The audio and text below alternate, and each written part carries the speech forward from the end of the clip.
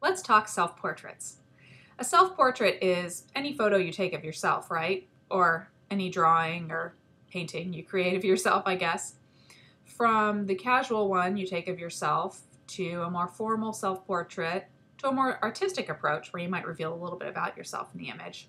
They're all self-portraits. Artists have always created self-portraits for all different reasons. Rembrandt, for one of the greatest painters of all time, left nearly 100 self-portraits. He even painted himself into The Night Watch, where he was just a background figure. He wasn't even the main subject. I even heard a rumor when I was studying art in college that the Mona Lisa is actually old Leo in drag. If you've seen SnapChick's.com, you can see that I have taken many photos of myself, and I use many methods to create them. Let me talk to you a little bit about your options and some tricks that I use to make the technical side a little bit easier. Let's start simple first. Most cameras have a self-timer, whether it's a point and shoot or a DSLR. You put the camera on a tripod or some other hopefully stable surface, and you can usually set the length of time of the self-timer in the menus of the camera. Then usually you press the shutter release and run in front of the camera real quick and wait for the camera to go off. Then you head back to the camera and see what you got. Similar, but a little more useful, is the interval timer. Many DSLRs have this feature. You just have to check your menus or your manual to see if you've got it. In my D300S, you can set the camera to take multiple photos at a set interval. That way you can take multiple photos before going back to the camera. You could also purchase a remote trigger for your camera. They've got both wired and wireless versions, depending on what your camera supports, where you have a remote with a button on it, which acts as your shutter release button. So you get settled in front of the camera, press the button, and the photo's taken. I have one around here somewhere, but I never use it because it isn't convenient for my purposes. I have trouble hiding it when I'm pressing the button and the photo's being taken. So those are your options for actually, or at least some of your options, for actually capturing the images. But when you use these methods, you still have to go back to the camera to see what image you've got and to change the settings.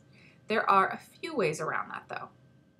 You can view the images as you take them by tethering your camera to a computer.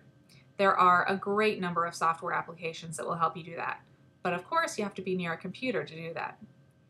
There are also these neat SD cards called iFi cards, where using your Wi-Fi network, they transmit the photos as you take them to your computer. And if you're taking the photos near your computer or have a laptop, you can even review the photos as they load. This can at least lessen the back and forth a little, between your scene and the camera. Now, pay attention when you make the purchase though, because only one of their cards will transfer raw images. The others will only do JPEG. There's even apps for a few mobile devices that will accept the iFi photos just like your computer would. The photos don't get transferred super fast, but it can still come in handy. You can also use camera control software to help out. If you have a computer nearby, you can control the camera settings in the software as well as review the images as you take them. This also prevents you from running back and forth all the time. So those are just some of the ways you can make your self-portrait session a little bit easier on yourself. Now, let's talk about one of my tricks. When you are the subject, it can be difficult to figure out how to set your camera. And one of the biggest challenges for me is getting the focus area right. Especially if you want to use a narrow depth of field, how do you make sure you're in the crisp area? Well, you can certainly use some of the technology in your DSLR, like using auto area autofocus, where the camera will make an educated guess. That helps a lot. But one of my biggest tricks is my mannequin, Veronica. I have her stand in for me while I try to get the settings right. Then, when I get into the photo, whether I'm using interval timer or some camera control software, half my battle's done. So if you have any questions about self-portraits, let me know.